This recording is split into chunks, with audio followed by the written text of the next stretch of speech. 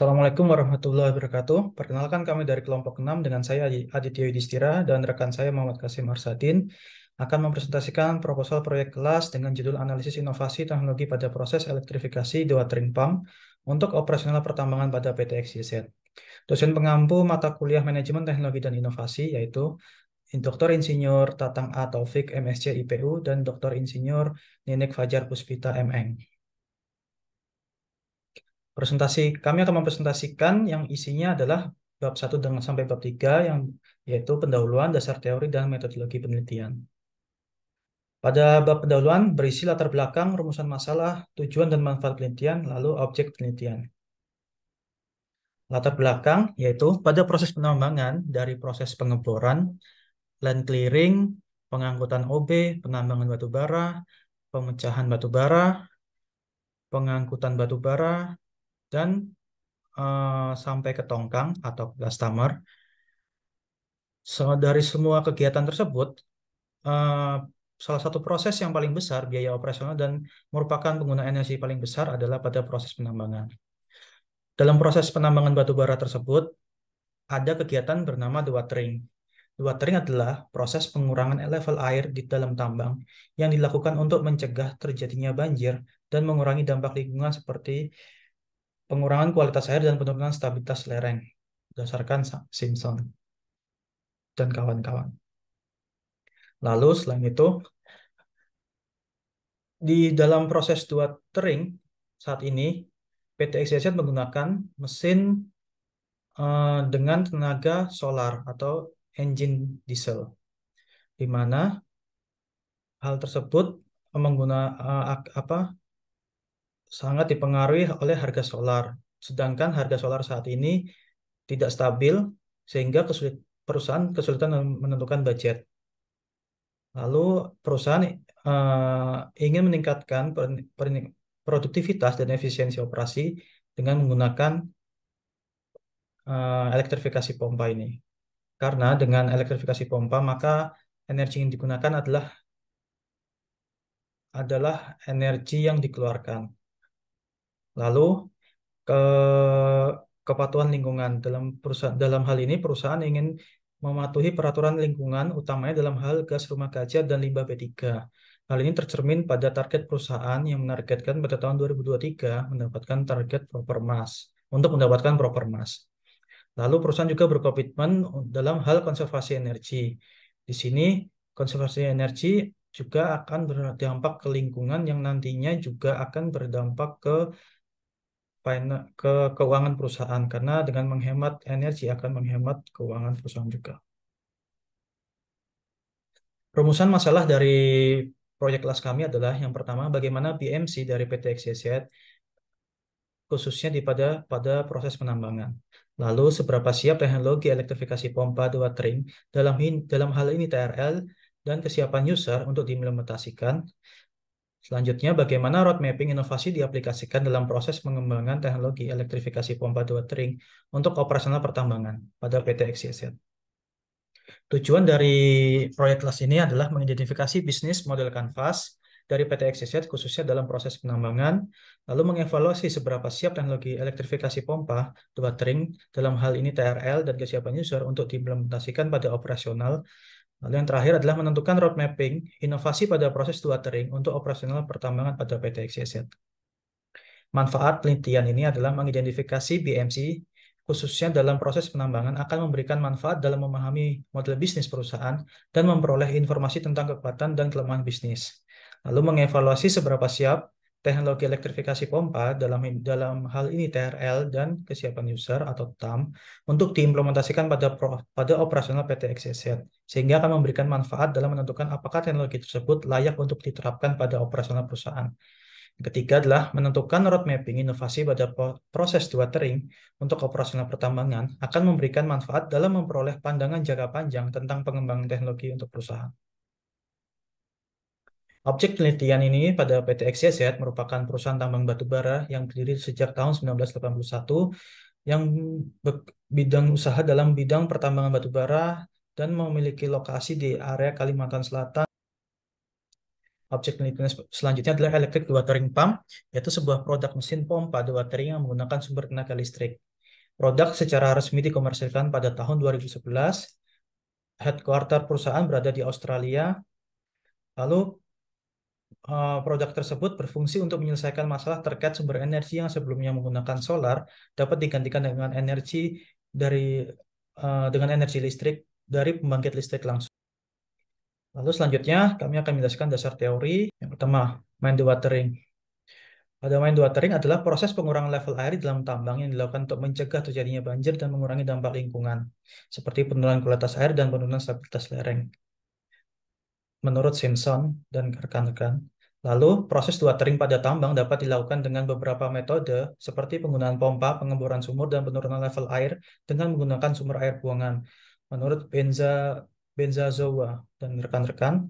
Dan untuk meningkatkan efisiensi dan keberlanjutan operasi pertambangan, banyak penelitian yang dilakukan untuk mengembangkan teknologi baru dalam proses dewatering. Salah satu teknologi terbaru yang dikembangkan adalah sistem elektrifikasi pompa dewatering yang memiliki keuntungan seperti efisiensi energi yang lebih tinggi dan lebih ramah lingkungan, menurut Asadi dan rekan-rekan. Bisnis model Canvas. Bisnis model Canvas mendeskripsikan bagaimana suatu organisasi membentuk, menyampaikan, serta melihat value bisnis, menurut Osterwald dan Bignor. BMC sangat membantu untuk mempercepat proses analisa kekuatan dan kekurangan bisnis. Bagian dari BMC ada 9.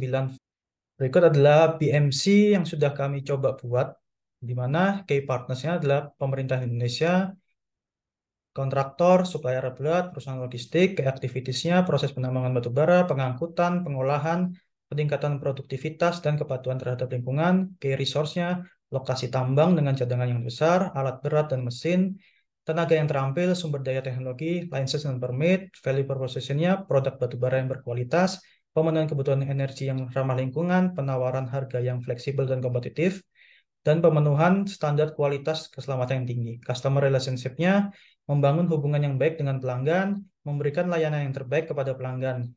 Lalu channel-nya adalah penjualan langsung kepada pelanggan dan pengiriman melalui kontrak jangka panjang ataupun spot. Customer yang terbesar adalah pembangkit listrik atau PLTU, industri peleburan atau smelter, lalu sektor pertambangan. Cost structure-nya adalah biaya operasional untuk pertambangan dan pengolahan, biaya logistik, biaya pengembangan dan peningkatan teknologi, gaji dan tunjangan karyawan, dan biaya kepatuhan. Revenue stream-nya adalah pendapatan dari penjualan batu bara dan pendapatan dari kontrak jangka panjang maupun spot. Kemudian value proposition canvas atau VPC. Value proposition canvas atau VPC ini dikembangkan oleh Alexander Osterwalder tahun 2014 yang merupakan sebuah business model tool yang dapat membantu sebuah perusahaan atau organisasi untuk mengenal lebih dalam mengenai produk atau jasa yang akan dibuat atau dikembangkan dan menghubungkannya dengan keinginan pasar sehingga dapat tercipta value untuk memenuhi kebutuhan dan keinginan konsumen.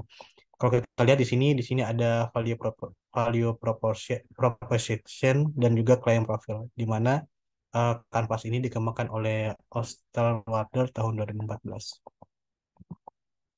Nah, adapun untuk VVC dari uh, proyek ini, untuk value proposition-nya, gain creator ada penambangan batu bara yang efektif dan efisien, produk berkualitas tinggi dan harga yang kompetitif, menerapkan teknologi dan inovasi terbaru dalam penambangan batu bara untuk pen relief-nya, menjaga keberlanjutan sumber daya alam dengan menerapkan praktek-praktek pertambangan yang bertanggung jawab dan juga menyediakan produk yang ramah lingkungan.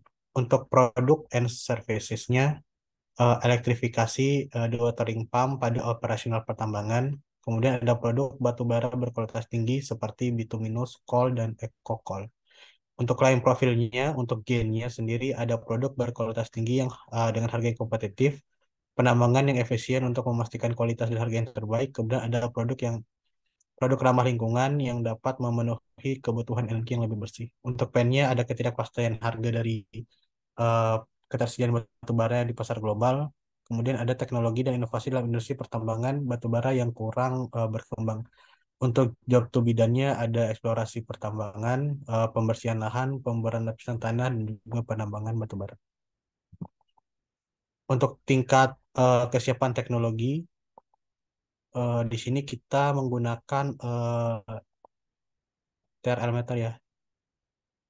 Nah, dari sini itu walaupun faktor-faktor yang menentukan tingkat kesiapan teknologi bisa sangat beragam, namun konsep TKT dari NASA ini pada dasarnya merupakan konsep ukuran TKT berdasarkan satu dimensi atau unidimensional scale. Kalau kita lihat di sini ada tingkat kesiapan teknologi dan program teknologi yang bersumber dari NASA tahun 2001 dikutip dari eh, bahan ajaran Pak Taufik tahun 2021. Nah, kemudian ini ada penjelasan untuk masing-masing tingkat kesiapan teknologi. Untuk yang pertama, prinsip dasar dari teknologi diteliti dan dilaporkan itu berkaitan dengan tingkat terendah dari kesiapan teknologi. Untuk yang kedua, formulasi konsep dan atau aplikasi teknologi be- berkaitan dengan invensi dimulai.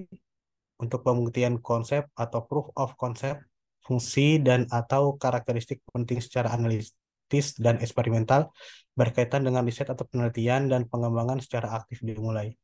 Untuk validasi kode, komponen dan atau breadboard validation dalam lingkungan laboratorium untuk TKT keempat berkaitan dengan komponen-komponen teknologi yang mendasar diintegrasikan untuk memastikan agar bagian-bagian tersebut secara bersamaan dapat bekerja atau berfungsi. Untuk TKT kelima, validasi kode, komponen dan atau breadboard validation dalam suatu lingkungan yang relevan. Itu berkaitan dengan keandalan teknologi yang telah terintegrasi meningkat secara signifikan. Kemudian untuk yang TKT ke-6, demonstrasi model atau prototype sistem atau subsistem dalam suatu lingkungan yang relevan, itu berkaitan dengan model yang representatif atau sistem perwarupa atau prototype yang telah dilampaui uji teknologi yang terintegrasi. Untuk TKT atau TRL5 diuji dalam suatu lingkungan yang relevan. Untuk TKT ke-7, demonstrasi prototype sistem dalam lingkung atau aplikasi sebenarnya berkaitan dengan prototipe mendekati atau sejalan dengan rencana sistem operasionalnya.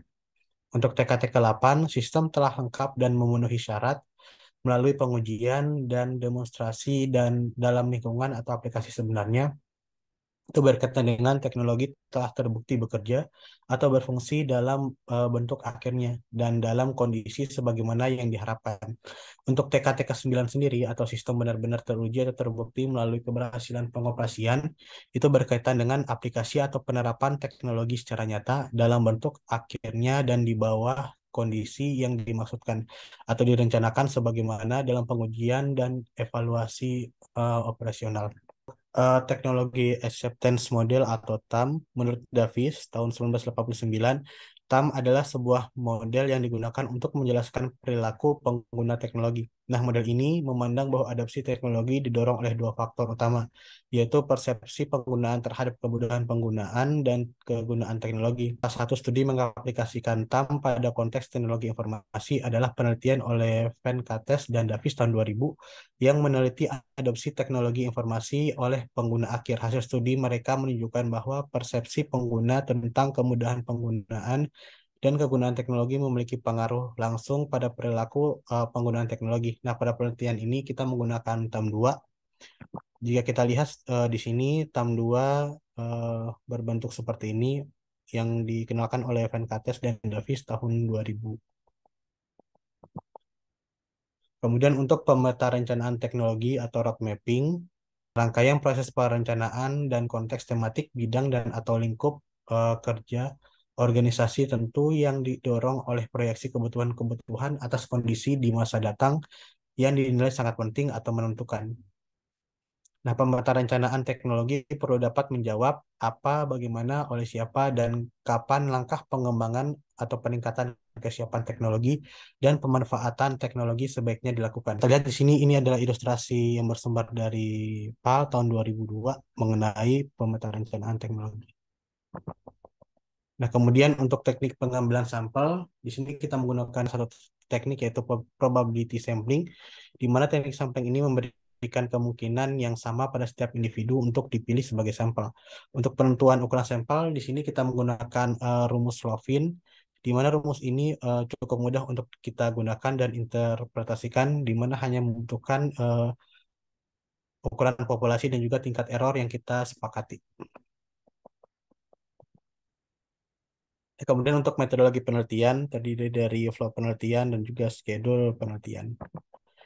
Untuk flow penelitian sendiri, di sini pertama kita melakukan perumusan masalah dan tujuan penelitian, kemudian kita melakukan perumusan BMC dan PVC, kemudian studi literatur, kemudian pengumpulan data awal. Setelah datanya terkumpul, kita identifikasi dan kita menyusun model TRL dan TAM-nya, dan pembuatan kuesioner dan survei dari perumusan awal model TRL dan TAM-nya. Kemudian kita lakukan analisa hasil surveinya. Nah, setelah kita lakukan analisa, kita menyusun roadmap, kemudian kita lakukan pembuatan hasil dan pembahasan, kemudian bisa dibuat suatu kesimpulan dan penelitiannya selesai. Adapun untuk roadmap atau schedule penelitiannya di sini kita lakukan beberapa minggu, mulai dari bulan Maret week 1 ada perumusan masalah dan tujuan penelitian hingga pembuatan hasil dan pembahasan di week keempat bulan Mei. Nah, untuk daftar pustaka pada eh, proposal kali ini kita mengambil beberapa daftar pustaka. Itu saja presentasi dari kami, Bapak Ibu. Atas kesalahannya kami mohon maaf. Kami ucapkan terima kasih.